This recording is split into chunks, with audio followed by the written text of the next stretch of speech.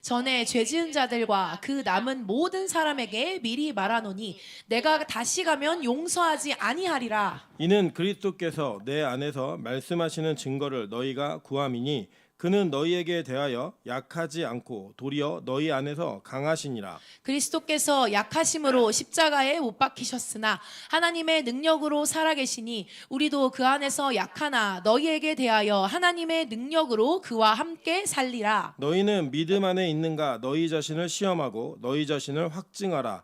예수 그리스도께서 너희 안에 계신 줄을 너희가 스스로 알지 못하느냐? 그렇지 않으면 너희는 버림받은 자니라. 우리가 버림받은 자 되지 아니한 것을 너희가 알기를 내가 바라고 우리가 하나님께서 너희로 악을 조금도 행하지 않게 하시기를 구하노니 이는 우리가 옳은 자임을 나타내고자 함이 아니라 오직 우리는 버림받은 자 같을지라도 너희는 선을 행하게 하고자 함이라. 우리는 진리를 거슬러 아무것도 할 수 없고 오직 진리를 위할 뿐이니 우리가 약할 때 너희가 강한 것을 기뻐하고 또 이것을 위하여 구하니 곧 너희가 온전하게 되는 것이라. 그러므로 내가 떠나 있을 때에 이렇게 쓰는 것은 대면할 때에 주께서 너희를 넘어뜨리려 하지 않고 세우려 하여 내게 주신 그 권한을 따라 엄하지 않게 하려 함이라. 마지막으로 말하노니 형제들아 기뻐하라. 온전하게 되며 위로를 받으며 마음을 같이하며 평안할지어다. 또 사랑과 평강의 하나님이 너희와 함께 계시리라. 거룩하게 입맞춤으로 서로 무난하라. 모든 성도가 너희에게 무난하느니라. 합독합니다. 주 예수 그리스도의 은혜와 하나님의 사랑과 성령의 교통하심이 너희 무리와 함께 있을지어다. 아멘. 네, 우리 주변에 있는 분들에게 이렇게 한번 인사하도록 하겠습니다. 당신이 있어서 행복합니다. 네, 우리가 이렇게 함께하는 사람이 있다는 것 자체가 되게 행복한 거라고 생각하거든요. 이 목요일 밤에 예배드리는 교회가 거의 없습니다. 그러니까 우리 주변에 그냥 뭐 부평제일교회, 하늘문교회 이렇게 있으니까 매일 예배드린다고 생각하는 교회들이 여러분 많으실 거라고 생각하지만 절대적인 숫자로 예배하는 교회가 적습니다. 그래서 이 금요일 밤에 예배하는 여러분들은 목요일이죠. 목요일 밤에 예배하는 여러분들은 되게 희귀한 분들입니다. 우리 옆 사람에게 다시 한번 인사하도록 하겠습니다. 이렇게 귀한 분인지 몰랐습니다. 네, 대한민국의 0.1% 함께 하시는 귀한 은혜의 밤 되시기를 주님의 이름으로 축원합니다. 네, 오늘은 고린도후서 13장 1절부터 13절까지의 말씀을 가지고 담거라는 제목으로 하나님 말씀 증거하도록 하겠습니다. 우리가 이제 사도행전에 이제 발맞추어서 이렇게 목요일 날 예배는 같이 드리고 있거든요. 이 사도행전을 보시면 오늘 어저께 배웠던 성경에서 이 바울이 소아시아에서 마게도냐로 가는 걸 보게 됩니다. 이 마게도냐로 가는 과정 속에서 원래 이 바울은 고린도 교회에 관심이 있었어요. 왜냐하면 지도 여러분 기억하시면 생각나시겠지만 이 에베소 지역, 즉 그 소아시아 지역하고 그 아가야 지역, 그러니까 헬라 지역이죠. 그리스 이쪽은요 가까워요, 굉장히. 그러니까 배 타고 건너가면이에요. 그러니까 우리로 얘기하면 어디로 얘기하면 딱 좋을까요? 제주도하고 부산 정도의 개념인 것 같아요. 이렇게 와면 지중해만 딱 건너면 바로 맞닿아 있는 이런 그 대륙과 섬입니다. 그래서 여기를 이제 바울이 에베소에서 목회를 3년 동안 하면서도 고린도에 대한 관심은 계속 가지고 있었어요. 고린도 교회에 대한 관심은. 왜냐하면 이 고린도 교회는 아주 특별하게 세워졌고 하나님의 은혜 가운데 세워진 교회였습니다. 여러분 아시지만 이 고린도 자체가 굉장히 음란하고 성적으로 문란한 도시였잖아요. 우상숭배도 많이 하고. 근데 이 도시에 하나님께서 많은 은사를 부어주셔가지고 이 바울이 고린도 교회에게 야 은사가 뭔 줄 아니라고 얘기하면서 정리해주지 않으면 안 될 정도로 고린도 교회는 은사가 많은 교회였어요. 그러니까 이제 바울의 입장에서는 이 교회가 말씀을 벗어나지 않게 하려고 신경 쓴 것도 있고 또 하나님이 특별하게 선택한 교회이기 때문에 관심을 가질 수밖에 없는 건 뭐 어쩔 수 없는 사실입니다. 우리도 보통 보시면 자녀들을 똑같이 사랑한다고 얘기하지만 진짜 그러시던가요? 아니죠. 더 아픈 손가락이 있어요. 그러니까 어떤 자녀는 사랑하고 어떤 자녀는 안 사랑하는 게 아니에요. 다 사랑하지만 그 사랑하는 것 가운데 특별하게 더 마음이 가는 아이는 분명히 있고요. 마음이 가는 이유도 있어요. 그런데 이 고린도 교회는 바울이 좀 드라마틱한 역전을 이루었던 교회이기도 합니다. 여러분 아시겠지만 기억하시겠지만 아테네에서의 사역을 실패한 이후에 바울이 가가지고 회복한 교회가 고린도 교회였어요. 그러니까 이 고린도 교회에 대한 애착이 있었겠죠. 그래서 이 고린도 교회에 대한 애착이 있었음에도 불구하고 이 고린도 교회가 얼마나 셌냐면 이 고린도 교회는 바울을 이렇게 능가할 수 있을 만한 영적 자산이 있었던 것 같아요. 그래가지고 이 고린도 교회가 여러 사람으로부터 받은 영향력을 다 흡수했어요. 이게 나쁜 게 아니에요, 여러분. 이 고린도 교회가 다투잖아요. 뭘 가지고 다투냐면, 야 나는 바울파야, 나는 게바파야, 나는 아볼로파야, 나는 그리스도파야 이러면서 다퉈요. 그 무슨 얘기냐면 교회 안에 지금 기라성 같은 하나님의 사역자들이 전한 복음을 다 받아들인 흔적들이 교회 안에 남아 있다는 거예요. 그래서 야 우리는 베드로의 말씀은 받겠는데 바울의 말은 어려워서 못 받겠어 이런 게 아니라 베드로의 복음은 베드로를 통해서 일하시는 성령과 복음은 그 성령과 복음대로, 바울에게 일하시는 성령과 복음은 그것대로, 심지어는 아볼로를 통해서 전하고 있는 성경의 정통한 그 말씀의 깊이는 그 깊이대로 교회가 그걸 다 소화하고 있었다는 거예요. 더불어서 뭐까지 있었냐? 은사까지 많았던 교회였습니다. 그러니까 이제 이 교회가 통제하기 쉽다 어렵다? 되게 어렵죠, 여러분. 예를 들어 이런 겁니다. 그냥 정말 빛과 소금 교회는 사실은 되게 쉬워 보이지만 되게 어려운 교회예요.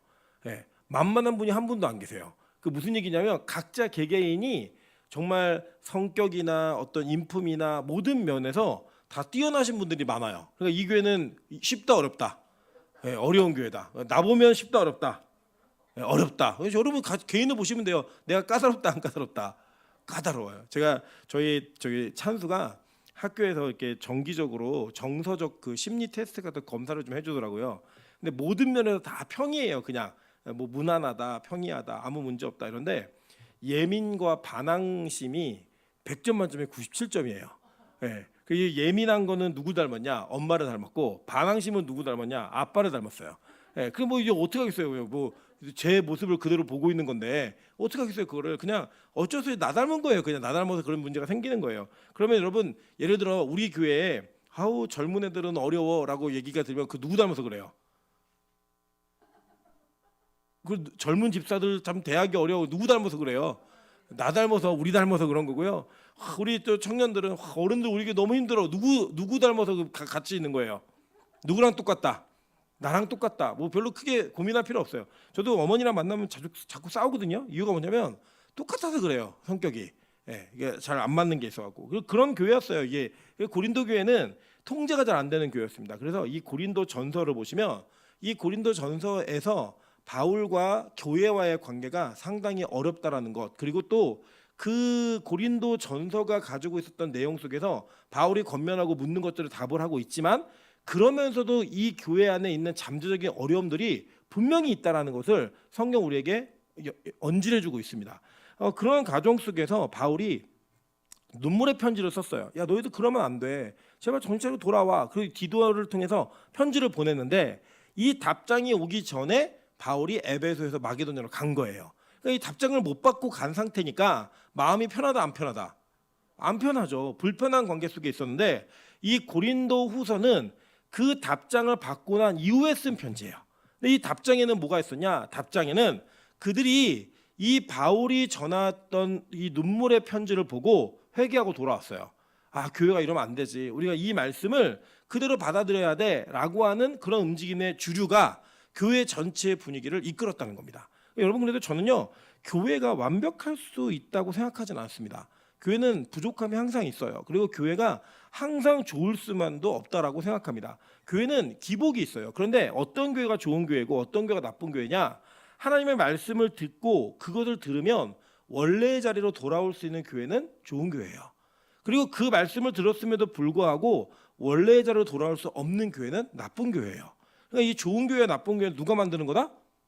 우리가 만드는 거예요. 우리가 하나님의 말씀을 들으면 그 들은 말씀으로 어떻게 우리의 자세를 변환하고 우리의 태도를 바꿀 수 있는가라고 하는 게 진짜 좋은, 우리가 좋은 그리스도인인지 아닌지를 판별할 수 있는 좋은 기준이라는 거 절대 잊으시면 안 돼요. 아까도 우리 사역자 셋이 밥을 먹으면서 제가 셋이 대화하다 보니까 우리 김민정 간사가 제일 좋은 사역자예요.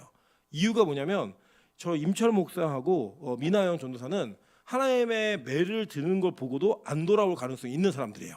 버틸 때까지 버티자 이런 기질이 있고요. 우리 김민정 간사는 하나님의 매를 찾는 동안에 회개하는 사람이에요. 예, 뭘로 때릴까 막 이럴 때 막 잘못했어 하는 사람이고, 예, 저 같은 경우는 뭐 이제 우리 미나영 전도사는 하나님 뭐 이번 건 별로 안 아픈데요. 버티는 한 대 더 쳐보세요. 뭐 이런 스타일이고 저는 밥 맞으면서도 그래 네 자식 죽지 내 자식 죽냐 이러면서 버티는 이런 스타일이다 보니까 이 빨리 돌아올 수 있는 여지가 우리 민정 간사가 겁이 많아갖고 그런 좋은 기질이 있다라고 서로 이렇게 얘기 나누면서 그 또 은혜들을 나누었는데 우리 고린도 교회는 어떤 교회냐면 때릴 때까지 때려봐라예요. 이 교회는 그랬는데 그랬던 교회가 말씀을 듣자마자 바로 태도를 급변해가지고 우리가 잘못됐다고 돌아오는 거예요. 그랬더니요 바울이 기쁨으로 지금 이 편지를 쓰고 있는 겁니다. 근데 이 편지를 쓰는데 그냥 쓰는 게 아니에요. 이 편지 속에는 이런 게 있어요. 여러분 우리가 성도들을 대하다 보면요, 제가 이런 그 항의를 많이 받아요. 옛날에 이제 우리 민하연조사는 좀 관계에 있었던 어떤 지체가 되게 큰 잘못을 했어요. 그래서 제가 엄청 혼을 냈더니 밤에 집에 돌아가는데 저 전화가 왔어요. 뭐라고 왔냐면 목사님 평소에 죄인들을 용서하라고 가르쳐 놓고 왜 저를 그렇게 혼내시냐고. 저는 받아들일 수가 없다고 이러면서 항의 전화가 온 거예요. 그래갖고 제가 그날 저는 사람의 입에서 불이 나올 수 있다는 걸 그때 알았습니다. 전화하게 되고 제가 막 소리를 지르면서 엄청 야단을 쳤어요. 그거를 이 친구가 복음을 잘못 이해한 거예요. 여러분 잘 기억해 보시면 이 고린도 전서 이후에 6개월 정도 후에 고린도 후서가 기록이 돼요. 그간에 이제 편지를 주고받은 거죠. 근데 이 고린도 후서에는 바울이 그동안 이 교회가 바울을 대적했던 모습들을 기억하면서 바로잡을 거를 제대로 바로잡습니다. 그래서 첫 번째 뭐냐? 바울에 대한 사도권을 의심했거든요. 고린도 교회가 어떻게 저게 사도야? 예수님 만난 적도 없고 예수님하고 제자 생활도 하지 않았는데 왜 자칭 사도라고 하고 다녀? 라는 도전이 있었어요. 그래서 내가 왜 사도인지에 대한 변호를 바울이 정확히 합니다. 그리고 이 교회의 질서가 얼마나 중요한지에 대한 문제들을 바로잡는 일들을 해요. 그러니까 용서는 하는데 그 용서가 전제가 없는 용서가 아니라 잘못된 것들을 바로잡은 이후의 용서예요.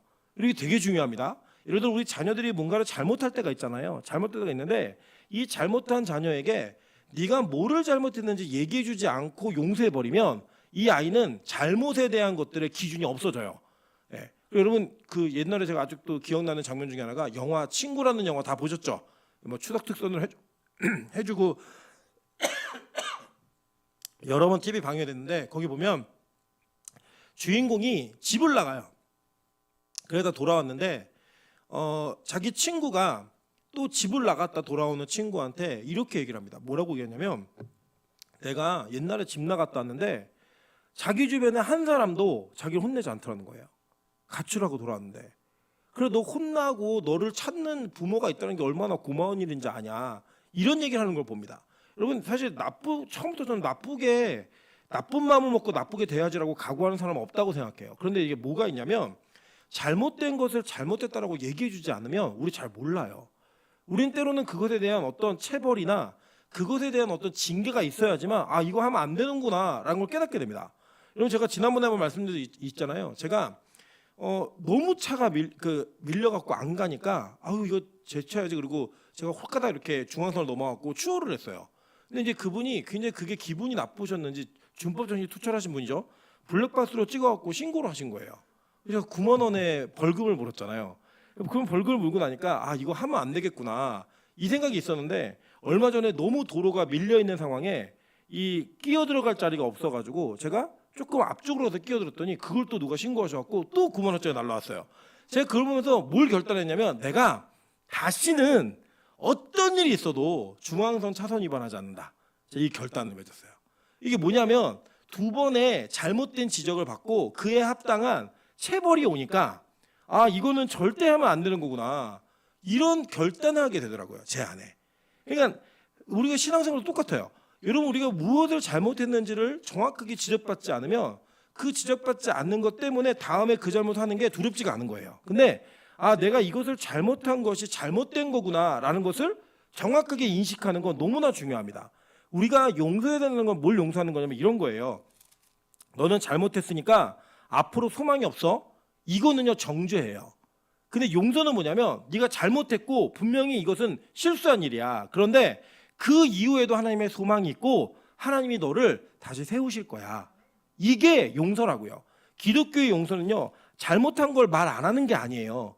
기독교의 용서는 잘못된 것이 무엇인지에 대한 기준을 정확히 해주고 그 잘못으로 인해 넘어졌다 할지라도 다시 일으키는 게 기독교의 정신입니다. 심지어는 성경은요, 때때로는 그 잘못한 사람이 회개하지 않고 돌아오지 않으면 그 사람을 포기하라고까지 이야기했어요. 한번 볼까요? 오늘 여기 본문에 보시면 그래서 이제 바울이 이런저런 정리 다 하고 나중에 우리 고린도후서는 강의할 시간이 있을 거예요. 그러니까 오늘 우리 13장에만 좀 집중해서 볼게요.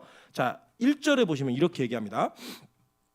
내가 이제 세 번째 너희에게 가리니 두세 증인의 입으로 말마다 확정하리라 라고 얘기했어요. 자, 이게 뭐냐면 고린도에 첫 번째 방문한 거는 사도행전 18장이에요. 그러니까 전도하러 간 거예요. 거기서 전도를 했고요. 두 번째 방문은 우리가 정확히 알 수는 없지만 근심의 방문, 아마 에베소에 있을 기간 동안에 한번 방문한 것 같아요. 예, 거길 방문했던 것 같고, 그리고 이제 내가 세 번째로 마게도니아에 지금 있는데 고린도 갈 거야. 그래서 진짜 갔어요. 예, 간다고 얘기하면서 지금 이 편지를 쓰는데 이제 뭐라고 쓰냐면 내가 세 번째 가는데 이번에는 가면 너네 말마다 했던 일들 두세 사람의 증인을 통해서 내가 다 확정할 거야. 그러면서 얘기했어요. 2절 한번 볼게요. 다 같이 읽습니다. 2절. 자, 시작. 내가 이미 말하였거니와 지금 떠나 있으나 두 번째 대면했을 때와 같이 전에 죄 지은 자들과 그 남은 모든 사람에게 미리 말하노니 내가 다시 가면 용서하지 아니하리라 라고 얘기했어요. 여러분 이게 보니까 좀 이게 이해 안 되시죠? 성경에서 용서하라 그랬고 뭐 70번씩 7번이라도 하라고 그랬는데 이거 뭐라고 얘기냐면 내가 다시 가면 용서하지 않겠다라는 거예요. 이거 잘 보시면 이 뉘앙스가 뭐냐면 이거예요. 내가 지금 너희들한테 두 번째 방문했고 앞으로 세 번째 방문할 거야. 그리고 그 중간에는 몇 통인지는 모르지만 편지도 썼어요. 그 편지도 쓰면서 무슨 내용인지는 정확히 알 수 없으나 그 교회가 고린도 교회가 뭘 잘못하고 있는지까지 썼다고요. 그래서 교회는 전체적으로 회개하고 돌아왔어요. 근데 그 중에 돌아오지 않은 사람이 있다 없다? 있다. 여러분 알고만 있는 교회는 없어요. 빛과 소금도 마찬가지예요. 가라지는 분명히 있습니다. 그래서 이 돌아오지 않는 사람도 있다라는 거예요. 그런데 이게 뭐냐면 잘못된 태도를 가지고 그것이 잘못했다라고 인정하지 않는 사람들이 계속적으로 자기 주장을 펼치고 있는 걸 바울이 들은 거예요. 그러니까 디도가 와서 이런 식으로 얘기했겠죠. 교회가 돌아왔습니다. 교회가 다 회개했어요. 그런데 아무개하고 아무개는 아직도 좀 계속 이렇게 교회를 어지럽게 만들고 교회를 어렵게 하려고 계속 노력을 하네요. 이거 좀 해결해야 될 것 같은데요. 바울이 들은 거예요. 그 말하는 게 뭐냐면 내가 들었는데 들은 걸로만 말하지 않아. 내가 가면 그 사람이 무슨 말을 했는지 두세 사람의 증인을 통해서 말마다 다 확정할 거야. 그리고 그 말에 회개함이 없는 사람은 내가 가만두지 않겠다 이 얘기예요. 여러분 이런 겁니다. 자, 예를 들어서 우리 박미영 집사가 교회 돈을 상습적으로 훔칠 수가 있잖아요. 상습적으로 매달에 한 번씩 매달 훔치는 거예요. 근데 훔치는데 훔칠 때마다 그 다음 주가 되면 잘못했다고 눈물 흘리면서 회개하면서 나와요. 저도 안 그러고 싶은데 제가 매달 말일이 되면 그렇게 헌금에 손을 대고 싶어요. 이렇게 고백하면서 눈물을 막 펑펑 흘려요. 그럼 이 사람은 용서해야 돼요? 용서 안 해야 돼요? 용서해야 된다는 거예요. 그러니까 우리가 여러분 죄를 짓는 게 여러분 마음대로 조절이 되시든가요? 만약에 이게 조절이 되잖아요. 그럼 여러분은 죄를 이길 수 있는 분들이에요. 예수님이 없어도 죄를 이길 수 있는 분이라고요. 이게 내 마음대로 조절이 된다 안 된다? 안 돼요. 내가 안 미워하려고 그래도 미워진다 안 미워진다? 미워지고요. 내가 정말로 뭐 이게 막 음란한 생각을 안 하려고 그래도 자꾸 하게 되고 저 사람 안 미워하려고 그래도 자꾸 미워하게 되고 정말 어떤 막 그 충동 내 안에 막 불쑥불쑥 올라오는 분노 이런 것들을 통제하려고 하는데 된다 안 된다? 안 돼요 이게요. 여러분 죄는요 우리 힘으로 안 됩니다. 그래도 우리는 죄에 넘어질 때마다 우리가 얼마나 연약한 존재인지를 고백하는 거예요. 그러면 그 고백 속에서 하나님 저를 도와주세요라는 태도로 나오는 사람은 용서해야 돼요 안 해야 돼요? 해야 된다고요. 그런데 박미연 집사가 매달 훔치면서 떳떳하게 나오는 거예요. 이번 달도 훔쳤는데 뭐 그럴 수도 있죠. 이번 달에는 헌금이 얼마 안 되던데요. 뭐 지난달에 비하면 반도 안 되는데요. 뭐 그 정도 훔친 것 같고 뭐라고 해요. 이렇게 얘기하면 그건 용서해야 된다 안 해야 된다? 안 해야 된다라고 성경은 얘기하는 거예요. 한번 예를 볼까요? 마태복음 18장 15절부터 17절입니다.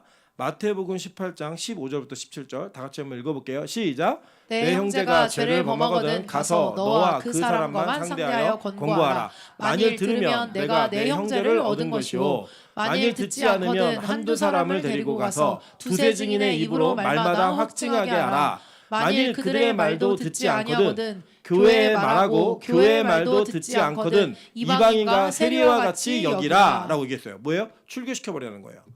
그냥 아예 교회 공동체 밖으로 내보내고 상관하지 말라는 거예요. 여러분 성경은요 이게 누구 말씀이면 예수님 말씀하신 거예요 이게. 그러니까 용서의 개념은 누구에게 적용되는 거냐면 내가 잘못했습니다라는 고백이 전제되어진 그 사람에게 이게 유효한 거지. 나는 잘못 안 했는데 그 부인하고 거짓말하고 아니라고 얘기하고 그 잘못에 대한 양심의 가책도 없고 신앙적인 회심도 없다? 그 이거 어떻게 해야 돼요? 내쫓으라고 얘기했어요. 이방인처럼 여기고 세리처럼 여기라는 거예요. 지옥 갈 백성을 여겨버리라는 거예요. 여러분 그래서요 저는요 두 가지가 다 필요하다고 생각해요. 먼저는 첫 번째 우리가 무언가를 잘못했을 때 그 잘못을 고백할 수 있는 분위기를 교회와 또 개인이 만들어야 합니다. 문제 뭐냐면 우리나라는 잘못한 것을 잘못했다고 얘기하면 죽여버리는 사회예요. 여러분 이번에도 이렇게 특검이나 뭐 이렇게 하자는 여러 가지 이슈들을 보시면 정황상 이게 뭔지 우리 다 알아요. 정황상 안다고요. 물론 심증으로만 그 사람의 죄를 확정할 수는 없어요. 그러나 이 내용상을 보면 어떻게 흘러왔겠구나라고 하는 걸 예측할 수 있다고요. 그런데 눈에 보이는 뻔한 거짓말을 합니다. 왜 하는 줄 아세요? 그거 인정하면 죽어요. 그거 인정하면 자기의 모든 것을 송두리째 날려버려야만 하는 그런 분위기가 이미 만들어졌어요. 왜냐? 우리나라는 그래 왔어요. 계속. 이게 저는 보면 조선시대 때부터 이 붕당 정치가 상당히 좋은 정치 제도예요. 원래는. 근데 이 붕당 정치를 하면서 우리의 선조들은 끝을 보는 사람들이 많았는 것 같아요. 한국 민족들은. 그리고 아까도 무슨 얘기하다가 만약에 우리나라에 총기가 있었으면 매일 500명씩 죽었을 거다. 그 생각이 들었거든요. 막 무조건 쏴버리고 막 이랬을 거예요. 그리고 이 어떤 정치 게임에서 지면 한쪽을 멸문지화 시켜버렸어요. 그냥 조상이야 부관 참시까지 해가면서 뭐 조상부터 자녀들까지 싸그리 씨를 남기지 않고 다 죽여버렸다고요. 그러니까 지면 돼요 안 돼요? 안 되는 거예요. 어떻게든 살아남아야 되는 거예요. 그래서 거짓말을 하고 숨기고 공개하지 못하는 분위기가 한국 사회에 뿌리내려 버렸어요. 저는 이거 고쳐야 된다고 생각합니다. 어디서부터 고칠 수 있느냐? 교회만 이거 고칠 수 있다고 생각해요. 여러분 사회에서는 정직하게 여러분의 모든 것을 다 말한다고 사회가 받아주지 않아요. 그런데 교회는 그게 가능한 공동체예요. 왜냐? 교회는 우리 모두가 죄인이라는 것을 인정하는 곳이기 때문에 이게 가능한 곳입니다. 그래서 여러분 저는요 먼저는 개인이 이것을 말할 수 있는 그런 은혜도 있어야 하고 두 번째는 공동체가 이것을 품을 수 있는 여유도 있어야 된다고 생각하는 거예요. 예를 들어 박미연 집사가 목사님 제가 이번 주에 헌금을 훔쳤습니다라고 얘기하면 몇몇 막 권상희 장로님들이 이년아 네가 그럴 줄 알았어. 머리 끄덕고 막 달라들고 막 이러면 그거 말할 수 있다 없다. 그거를 본 민정가사는 그 전달에 훔쳤거든요. 말 못하는 거예요. 와, 그 솔직히 말했더니 완전 사람을 아작내버리네. 그럼 절대 말 못하는 거예요, 여러분. 그래서 여러분 이런 거는요, 우리 교회가 좀 여유 있게 돼야 돼요. 이게 잘못됐다는 건 얘기해야 돼요. 이런 행동이 잘못된 행동입니다. 교회 헌금 재정에 손을 댔습니다. 이거는 철저하게 잘못된 행동입니다.라고 말해야 돼요. 그러나 그 말한 사람, 고백한 사람의 용기와 그 사람의 태도를 우리가 칭찬하고 인정하면서 다시 주님 앞에 회복될 수 있도록 기도합시다. 이런 분위기가 만들어져야 된다고요. 저는 우리 빛과 소금이 그런 은혜가 있는 교회 되길 소망합니다. 두 번째는 뭐냐면요. 우리는 어떤 죄에 대한 문제를 철저하게 조사하지 않고 단정 지어버려요. 여러분 오늘 바울도 뭐라고 얘기하냐면 내가 디도통에 다 들었는데 내가 가면 내가 가만히 안 내비둬 라고 하는 전제에는 뭐가 있냐. 내가 가면 반드시 증인들을 통해 무슨 말을 했는지 말마다 확정하겠다라고 얘기해버렸어요. 그러니까 이제 이런 거예요. 우리가 어떤 죄를 저지르고 나면 그 죄에 대한 이게 분위기가 막 불어요. 막 계속 불어요. 뭐 예를 들면 이런 거예요. 우리 미나연 전사하고 저하고 응접실에 둘이 밥 먹는 걸 누가 본 거예요. 그래서 야 둘이 밥 먹더라라고 얘기하면은 그 소문이 돌고 커지면 나중에 둘이 불륜이더라 이것까지 가는 거예요. 이게 한국 사회가 그래요. 예. 처음에는 그냥 간단히 시작한 건데 야 저렇게 둘이 밥 먹는 걸 보니까 보통 사이가 아니야. 이거부터 시작해갖고 뿔고 뿌는 거죠. 여러분 근데 이게 뭐가 중요하냐면 우리는 하나님께서 우리에게 주신 여러 가지 일들 중에 우리가 그냥 단편적으로 보면 오해할 수 있을 만한 일들이 너무 많아요. 이 땅에는. 그렇지 않습니까 여러분? 똑같은 시각으로 똑같은 사건을 봤는데 다르게 해석하잖아요. 그런 일들이 진짜 많아요. 그래서 뭐가 필요하냐? 나에게 오해가 되는 일이 생겼다? 그럼 물어봐야 돼요. 예를 들면 우리 박명희 집사가 막 헌금통을 뒤지는 걸 본 거예요. 그럼 나중에 또 계속 이제 박명희 집사가 계속 우리 훔치고 있어요. 막 헌금통을 뒤지는 걸 본 거예요. 그러면 예를 들어 그걸 보고 지나가서 내가 미영이가 헌금통 훔치는 거 봤어 라고 얘기하기 전에 미영아 헌금통은 왜 뒤졌니? 라고 물어봐야죠.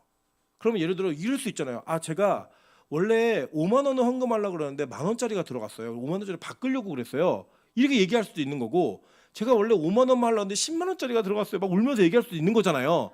그건 이거 훔치려는 게 아니라 자기가 원래 하고자 했던 헌금의 액수를 다시 점검하기 위해서 그렇게 했어요라고 말하는 것도 들으면 이해할 수 있잖아요. 그러니까 그런 어떤 확인을 하고 말을 하는 문화가 있어야 되는데 한국은 그게 없어요. 그냥 내가 봤어. 사람들이 그러던데 이렇게 얘기하면 끝이에요. 끝. 그러니까 이게 너무나 힘든 거죠. 오해에 오해를 낳고 막 불고 뿔고 계속 이런 일이 벌어지는 거예요. 저는 이 두 가지가 한국 사회가, 우리가 특별히 한국 교회가 우리가 교회 안에서 올바르게 죄를 회개하지 못하는 분위기를 만들었다고 생각해요. 여러분, 이거는 우리 기가소금교회가 꼭 고치기를 원합니다. 그러니까 우리가 뭘 잘못다가 아니고요. 그냥 사회가 그렇고 우리가 거기에 물들어 있으니까 벌써 우리도 겁나잖아요. 뭔가 잘못한 거를 솔직히 얘기하려면 겁난다 안 난다? 겁나요. 그런데 그게 겁나지 않는 교회가 되길 소망합니다. 진짜 뭐가 겁나야 되냐면요. 이거를 고백하지 못했을 때 하나님께서 날 때리시면 하나님이 이것을 그냥 넘어가시고 한봉에 두시면, 봉함에 두시면 어떤 일이 벌어질까가 더 겁나야 돼요. 그게 겁나야 지금 이 세상에서 지금 이 순간에 회개할 수 있는 힘이 생긴다는 거예요. 저는 그 일들이 우리 교회 안에 온전하게 벌어지길 소망합니다. 자, 그런데 이렇게 얘기해요. 3절 볼게요. 이는 그리스도께서 내 안에 말씀하시는 증거를 너희가 구함이니 그는 너희에게 대하여 약하지 않고 도리어 너희 안에서 강하시니라 라고 얘기했어요. 자, 그러면서 4절에 이렇게 얘기합니다. 그리스도께서 약하심으로 십자가에 못 박히셨으나 하나님의 능력으로 살아계시니 우리도 그 안에서 약하나 너희에게 대하여 하나님의 능력으로 그와 함께 살리라 라고 얘기했습니다. 그러니까 바울이 뭘 인정하는 거냐면 우리가 다 약한 존재라는 거예요. 그리고 그 약한 존재의 모형으로 그리스도께서 가장 나약한 죄인의 모습으로 십자가에 돌아가셨는데 하나님의 능력으로 그가 살아났다는 거예요. 여러분, 이 십자가에 달려 돌아가신 것은 왜 그렇게 돌아가신 거예요? 뭐 때문에? 우리의 죄 때문이에요. 너희의 죄가 그렇게 십자가에 못 박힐 만큼 악한 죄임에도 불구하고 니들 나약해서 계속 죄져. 나도 알고 있어. 그런데 그렇게 죽은 그 나약함에 하나님의 능력이 역사되어지니까 부활하셨어 라고 얘기하면서 어떤 죄악과 그 죄악의 결론이 교회를 무너뜨릴 수 없고 성도를 무너뜨릴 수 없다는 걸 얘기해주고 있는 거예요. 여러분, 저는 이게 우리 교회에, 우리 기독교에 꼭 필요한 정신이라고 믿습니다. 여러분, 세상은 비난해요. 야, 너희들 그렇게 잘못을 저질러 놓고 회개하면 용서받는다고 믿냐? 야, 그게 무슨 종교야? 라고 말하는 그들의 비판에 정당성이 있는 부분도 있습니다. 그러나 여러분 명심하세요. 기독교는요, 원래 우리가 죄인인 것을 전제로 그 죄에 대한 대가가 하나님을 믿는 믿음, 예수의 십자가를 인정하는 믿음으로 다 용서받는다고 믿는 종교예요. 세상이 우리를 비난해도 그게 기독교의 진리라고요. 기독교의 기본적 태도예요.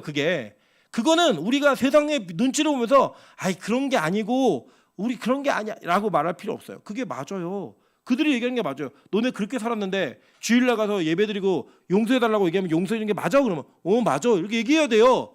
여러분, 그거 아니면 우리에게 소망이 없다니까요.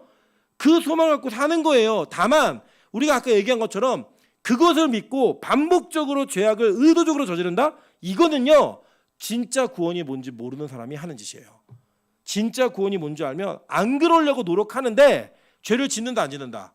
짓는다고요. 여러분, 그래서 이게 어려운 일이 아니에요. 우리는 아무리 열심히 노력을 해도 죄를 짓는다 안 짓는다? 저요. 우리 안에 완벽한 사람이 있어요 없어요? 없다고요. 여러분, 적어도 저 이래야 돼요.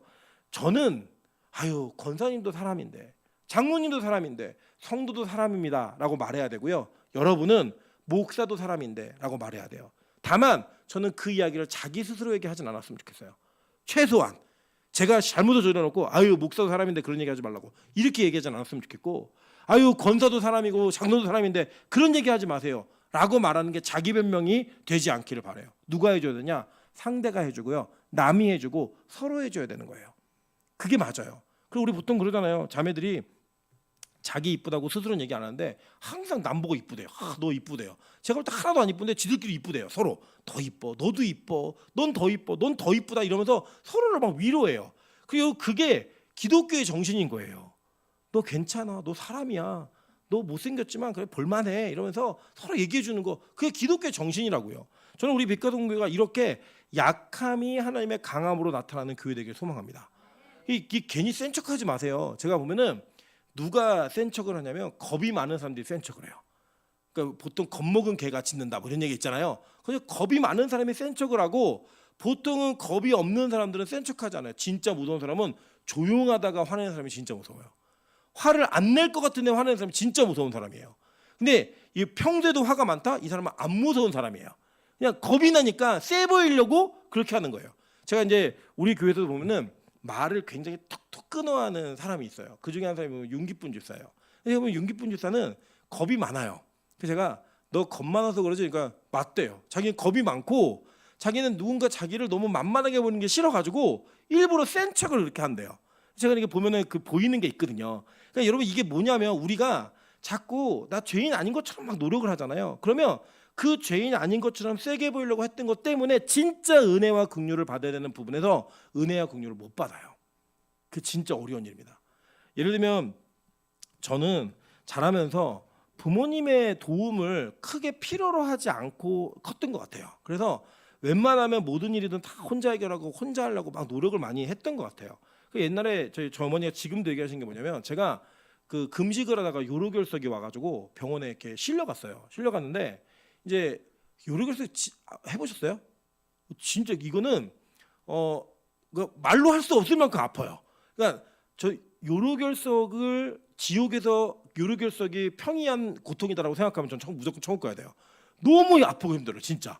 그렇게 요로결석을 아프고 힘든 와중에 병원비를 결제해야 되는데 제가 그 아픈 배를 부여잡고 어머니의 아버지가 병원에 오셨는데도 그 병원에 이 결제를 하려고 제가 몸을 지지직 끌고 가더래요. 그걸 보면서 아 얘가 부모가 있다는 것도 모르고 부모의 사랑이 뭔지도 잘 모르면서 크는구나 라고 하면서 그 얘기할 때마다 저희 어머니가 안타까운 마음을 표현하세요. 이게 뭐냐면 이제 저도 하나의 결핍이죠. 제가 약하고 힘들 때에는 누군가 저를 보호해주는 보호자가 있고 저를 위해서 기도해주고 중보해주는 보호자가 있다라고 믿으면 제가 아플 때는 보호받는 환경 속에 있어야만 되는데 그게 안 되는 거예요. 그러니까 죄인인데 죄인이 아닌 것처럼 사는 분들 계시잖아요. 그런 분들은 뭐가 없냐면 하나님의 긍휼을 덧입을 수 있는 은혜의 통로가 자꾸 약해지는 거예요. 그러니까 보면은 저희도 이제 사역자들 중에 우리 민정원사가 좀 그런 스타일이에요. 뭘 좀 늦어갖고 집에 태워야 된다면 아니래요. 막 도망가요 그냥. 아니 그럴 때는 자기가 좀 얻어 타기도 하고 나중에 자기가 얻어 태워주기도 하고 그럼 되잖아요. 저는 많은 거 안 버리고 그냥 집에 가서 자기 택시비 저한테 주면 돼요 그냥. 그럼 되는데 굳이 그걸 안 하겠다고 막 아예 나는 신세 안 진다 누구한테 도움 안 받는다 이렇게 얘기하는 거예요. 이거 교만이에요 교만.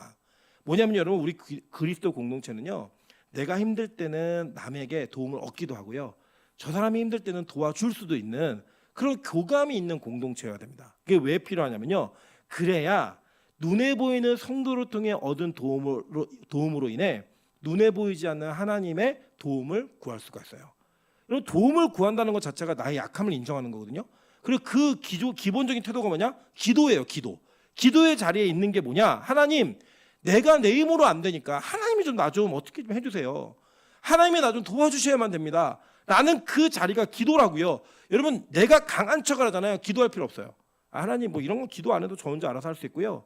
이건 기도 안 해도 제가 버틸 수 있습니다. 라고 얘기하면 뭐가 안 와요? 하나님 은혜가 안 온다고요. 여러분 그래서 우리는 우리의 약함을 그대로 보여주면서 우리의 약함 속에 하나님의 능력이 일할 수 있게 만드시는 그런 은혜 통로를 열어가는 게 지혜 있는 성도예요. 바울이 이 교회의 비밀, 그러니까 야 니들 교회 그렇게 문제 있고 분쟁 있고 아유 너네 교회 자격도 없어 이 얘기를 하는 게 아니고요. 야 봐라 니들 그렇게 분쟁하고 싸우고 어려웠지만 다시 회복되잖아. 하나님의 은혜가 임한 거야. 그래서 그 약함을 그대로 드러낼 수 있는 교회의 모습을 계속 유지해. 그거는 예수님이 십자가에서 우리에게 주신 특권이야. 이걸 얘기해 주는 거예요. 여러분 저는 교회가 목사가 약할 때 약함을 고백할 수 있는 교회이길 바라고요. 장로님 권사님들이 약할 때 약함을 고백할 수 있는 교회가 되길 바라요. 여러분 우리 교회가 상호적으로 우리 교회 너무 힘들어요. 어려워요. 제가 요즘 너무 믿음이 견고하지 못해요 라는 것을 말할 수 있는 교회여야 된다고요. 그래야지만 뭐가 임하냐? 하나님의 통로가 열리는 거예요. 우리의 약함을 고백할 때 하나님 일하시잖아요. 그 일하심의 은혜가 우리 안에 있기를 간절히 소망합니다. 자, 그러면서 이렇게 얘기해요. 5절입니다. 너희는 믿음 안에 있는가 너희 자신을 시험하고 너희 자신을 확증하라 라고 얘기했어요. 자, 이 헬라어가 뭐냐면 도키마조라는 단어예요. 확증하라는 단어가. 이 단어가 왜 중요하냐면 이런 겁니다. 이 확정하다라는 단어가 도키마조인데 이건 뭐냐면 이 대장장이가 대장간에서 뭔가 이렇게 막 때리잖아요. 막 땡땡땡 때린 다음에 또 불에 막 달궈요. 달궜다가 다시 꺼내고 막 또 때려요. 그 물에 또 넣어 식히고 또 달구고 이걸 계속 반복을 합니다. 왜 반복을 하죠? 이걸 연단함으로 더 단단해지고 더 불순물을 빼내서 순전해지도록 이걸 하는 거예요. 담금질을 하는 거예요. 담금질. 이 담금질을 통하여 이루어지는 건 뭐냐면 마지막에 정말로 순수한 결정체가 나오게 되는 그러한 것을 기대하면서 그 수고를 계속 반복해서 하는 거예요. 여러분, 바울은요 오늘 교회에게, 고린도 교회에게 이 말씀을 명령하고 있습니다. 야, 너희들 너희의 믿음이 진짜인가? 너희들 도키마조 해봐, 연단해봐, 단련해봐, 너희들 담궈봐, 이 얘기하는 거예요. 면밀히 조사하고 아주 정밀하게 한번 조사해봐, 이 얘기하는 거예요. 그리고 되게 자존심 상할 수 있잖아요. 예를 들면 이런 거죠. 제가 윤병선 장로님께 장로님 구원받으셨습니까? 라고 물어보면 장로의 직위에서 그 질문을 받는다는 게 여러분 유쾌한 거예요? 아니면 아니 이 목사가 날 뭘로 생각하기에 이렇게 얘기하지? 이런 자존심 상할 문제예요. 자존심 상할 문제예요. 그죠? 예를 들어 권사님이 저한테 아니 목사님 정말 구원받으셨어요? 라고 물으시면 궁금해서 묻는 거예요? 조롱하는 거예요? 조롱하는 것 같아요. 그죠? 그런데 여러분 잘 보세요. 바울은 고린도 교회에게 이걸 얘기했어요. 고린도 교회가 어떤 교회였어요? 아볼로의 가르침도 받았고 게바의 가르침도 받았고 바울의 가르침도 받았고요. 은사가 너무나 풍성해서 고린도 교회에서 기르는 개도 방언하는 그런 교회였다고요. 이런 교회에게 야, 너희가 진짜 믿음이 있는지, 너희 안에 그 정말로 믿음이 있는지 확증해봐, 단련해봐, 담궈봐 라고 얘기를 해요. 이유가 뭐냐면 바울은 자신의 사역을 통하여 많은 교회가 진짜 교회 같았고 많은 사람이 진짜 일꾼 같았는데 그 복음의 연단하는 과정 속에 떠난 자도 보았고 진짜 믿음이 없어서 무너지는 교회도 봤고 여러 가지 일들을 너무 많이 본 거예요.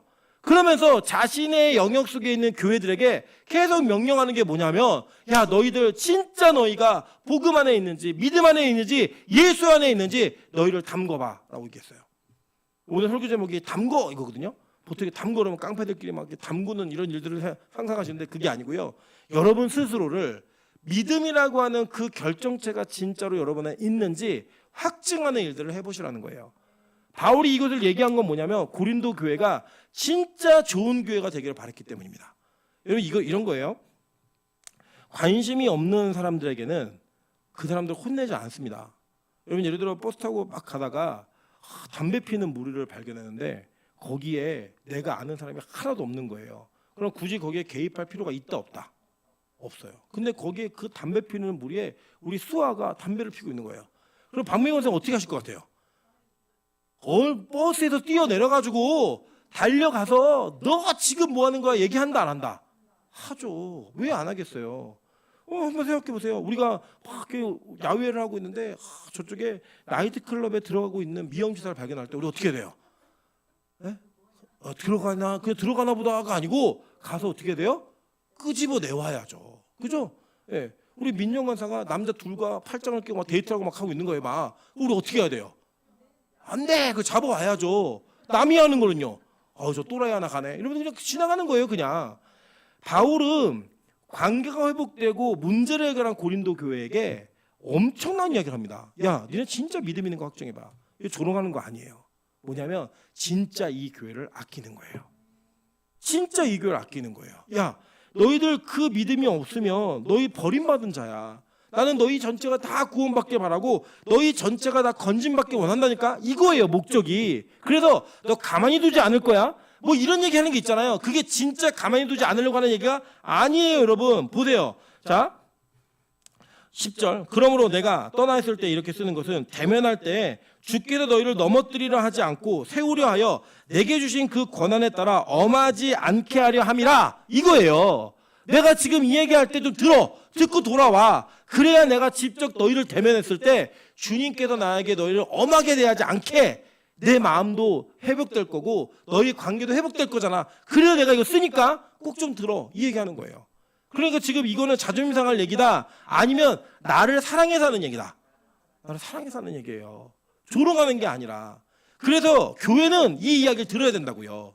여러분은 이 얘기를 들으셔야 돼요. 왜냐? 고린도 교회가 들었으면 빛과 소금 교회 당연히 들어야죠. 고린도 교회 성도들이 들었으면 우리는 당연히 들어야죠. 여러분, 적어도 우리 교회보다 훌륭한 교회였어요. 고린도 교회가 우리 교회보다 더 믿음을 지키는 교회였다고요. 그 교회에게 바울이 니네 진짜 믿음 있어? 확증해. 담궈. 또 담그고 또 담그고 또 담궈서 진짜 믿음이 있는지 너희 스스로 확인해. 안 그러면 너희 다 지옥이야. 이 얘기를요 간절하게 하는 거예요. 마지막 장에. 저는 이 마음이 전달되는 은혜가 있기를 소망합니다. 제가 요새 조금 설교자로서 한 단계 성숙해지는 것 같아요. 옛날에는 자꾸 지식이 보였는데 이제는 그 지식 뒤에 있는 하나님의 마음이 조금씩 읽히기 시작해요. 아, 이런 마음으로 바울이 이 책을 썼겠구나. 이런 마음으로 하나님이 바울에게 이 감동을 주셨겠구나 라고 하는 마음이 조금씩 생기기 시작해요. 제가 예전에 그거 볼 때는요, 야단치는 말로 썼어요. 너희들 진짜 믿음이 있니? 확증해라. 니들 믿음 진짜 아니야. 가짜. 이러면서 막 야단쳤거든요. 근데 제가 오늘 이 말씀을 묵상하는데 이게 야단칠 얘기가 아닌 거예요. 이거는 간절한 사랑에서부터 나오는 진짜 그 사랑의 겉면으로 하는 고백이었던 거예요. 야, 너희들 진짜 믿음 있어야 되니까 끝날 주님 오신 날은 진짜가 가짜가 판단되니까 오늘 또 담궈. 오늘 또 담그고 담궈서 진짜 믿음이 있는지 아닌지 너희들 확증해야 돼. 그래야 너에게 구원이 있는 거야 라고 하는 그 간절한 외침을 바울이 다시 한번 기록하는 거예요. 저는요, 우리 빛과 소금 교회가 이 말이 들려지는 교회가 되길 소망합니다. 특별히 여러분, 이제 목요일날 온라인이건 뭐 현장이건 예배를 드리시는 분들 정도면 목요일날 예배를 드린다라고 하면 제가 볼 때 대한민국 0.1%예요. 믿음이 있건 없고 하나님이 우리를 그렇게 만드시려고 작정하신 거예요. 그냥 그 작정하신 우리에게 하나님이 더 사랑하는 마음으로 얘기하시는 거예요. 너희들 오늘 또 담궈. 오늘 또 담궈서 진짜 믿음인지 아닌지 좀 확증해라. 그래서 그게 단련되어서 나중에 오롯이 믿음만 탁 나오는 그런 진짜 그리스도인, 진짜 믿음의 사람 되기를 소망한다. 이게 하나님의 우리를 향한 사랑의 마음인 거예요. 그래서 여러분, 이 본문에 나와 있는 바울의 마음을 잘 읽으셔야 돼요. 그러면서 11절이에요. 마지막으로 말하노니 형제들아 기뻐하라. 온전하게 되며 위로를 받으며 마음을 같이하며 평안할지어다. 또 사랑과 평강의 하나님이 너희와 함께 계시리라. 거룩하게 입맞춤으로 서로 무난하라 라고 얘기하면서 진짜 그 믿음이 확정된 공동체에게 어떠한 축복과 상태가 주어지는지를 바울은 얘기해 주는 거예요. 그러면서 여러분, 오늘 잘 아시는 오늘 우리 빛과 소금 교회 성도들이 다 이렇게 축도를 한 번씩 해보셨어요. 그죠? 이 13절이 축도예요. 축도. 예전에 이제 아주 재밌는 얘기가 있는데 노예마다 그 목사 한 소를 주는, 가을 노예가 목사 한 소를 주는 그 노예예요. 주고 나면은 노예마다 좀 다르긴 한데 노예에서 목사 한 소를 받은 제일 연장자에게 축도할 수 있는 권한을 줍니다. 그런 노예들이 많아요. 근데 이제 노예를 또 그 처음 목사도 받으신 분이 이제 축도를 하려고 강대상에 올라가시는데 너무 떨려갖고 이제 축도를 시작하신 거예요. 요새는 우리 주 예수 그리스도의 은혜와 이렇게 시작하신 거예요. 보통 이제는 이렇게 시작하잖아요. 그래서 이게 또 차이가 있는데 우리 합동 측은 마지막에 있을지어다라고 얘기하고요. 간절히 축원하옵나이다라고 얘기하는 건 통합 측이 이렇게 해요. 그 차이가 좀 있어요. 근데 뭐 그게 이게 맞다 틀리다 이렇게 얘기할 수는 없고 뭐 똑같은 얘기예요. 똑같은 얘기인데 이 바울이 고린도 교회에게 축도했던 그 축도의 모델이 지금 교회와 성도를 축복하는 모델이에요. 그러니까 바울이 얼마나 이 교회를 사랑한 거예요. 얼마나 이 교회를 아낀 거예요. 그런 아끼는 마음으로 이 복음을 전하고 간절히 말하면서 얘기한 게 뭐냐? 야, 너희들 제발 담궈. 오늘 또 담그고 또 담궈 라고 얘기한 거예요. 저는 우리 매일 예배가 여러분의 믿음을 매일 담구어서 진짜가 될 수 있게 만들어가는 귀한 예배가 되길 소망합니다. 내 의지와 뜻이 아니었지만 예배하고 있는 저와 여러분에게 하나님이 이 믿음의 담금을 통하여 진짜 이 도끼마저를 통하여 진짜 믿음이 우리에게 주어질 때 우리에게 하나님께서 새하늘과 새 땅을 보여주실 거고 그러한 교회가 될 수 있도록 인도해 주실 거예요. 여러분, 저는 우리 교회가 그런 교회가 되어서 이 고린도후서의 말씀을 읽을 만한 자격이 있는 교회, 이 고린도후서의 말씀이 받을 만한 능력이 되는 교회, 그런 교회가 되기를 주님의 이름으로 축원합니다. 이 시간 같이 찬양으로 기도하며 각자 개인 기도로 나아가도록 하겠습니다. 우리 오직 예수 나의 믿음 십자가 능력 속에 빛나는 영광, 여러분 이 찬양을 고백하면서 우리 하나님 참 부족합니다. 그런데 우리가 예수를 믿는 그 믿음, 의지하는 믿음, 나의 약함을 고백하는 그 믿음으로 하나님이 주시는 은혜를 누리기를 소망합니다. 하나님 제발 우리 인생에 하나님의 통로를 꺾지 마시고 하나님의 통로를 막지 마시고 계속 띄어지는 그 통로가 열릴 수 있게 도와달라고 기도하는 마음으로 찬양하며 나아가도록 하겠습니다.